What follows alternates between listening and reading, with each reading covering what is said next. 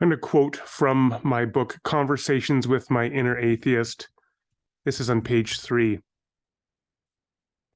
I'm reminded of an old saying among trial lawyers. While in cross-examination, you never ask a question to which you do not already know the answer.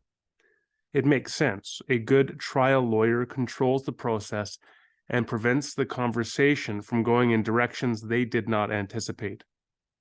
For years, that was my view of apologetics. I would never explore a question or topic unless I was sure I could get all the satisfactory answers I needed.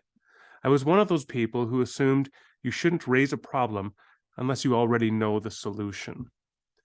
Well, my views changed since then. And I came to recognize that, in fact, a mature Christian faith and a mature approach to apologetics is not one that shies away from difficult questions, even questions that one does not know how to answer. I came to the point where I was very comfortable asking questions of myself and of others, even when I did not know the answer. I came to recognize that part of epistemic virtue, the pursuit of knowledge and truth and Christian formation itself, comes in recognizing that we see darkly as through a glass. And then learning to live with that fact and learning to live in the epistemic humility that should come with the recognition of our own limitations. And recognizing that growing up, I would have thought that that position is weak and vulnerable, that you're making yourself vulnerable to all these difficult questions that you cannot answer, to all these conundrums, these problems, these paradoxes, these antinomies.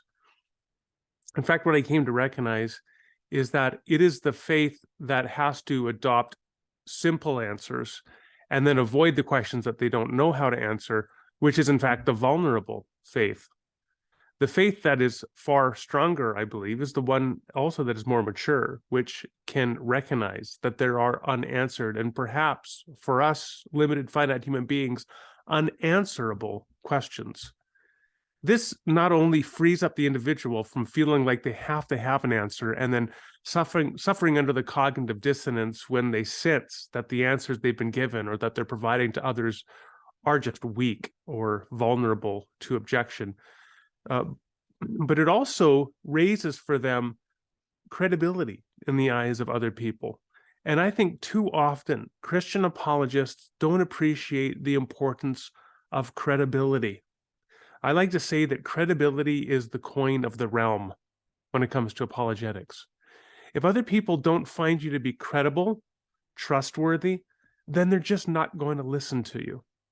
But when you are willing to raise questions that you yourself don't know how to answer, if you'll throw out difficult questions, if you'll recognize places where you have doubts, where you're uncertain, that only increases your credibility to other people, and they're more likely to listen to you and trust you overall. It's just like if you think about a car salesperson who you're talking to them about a car, and the one person, they'll only tell you the things that they think will get you to buy the car. But another person says, you know what, these are the great virtues of this car, but these are also some of the things I'd be looking out for and which I might be concerned about if I were to buy that car.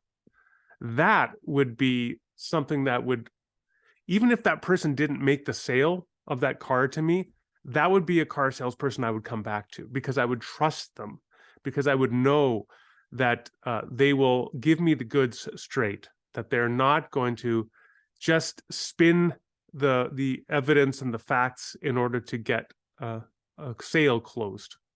And it's the same thing with apologetics. When you recognize the questions and doubts that you have, when you ask unanswerable questions or questions to which you don't know the answer and you're uncertain, that is not being vulnerable. It's actually strengthening your own faith, recognizing that you don't have to carry those burdens. And it also increases your credibility in the eyes of a skeptical world.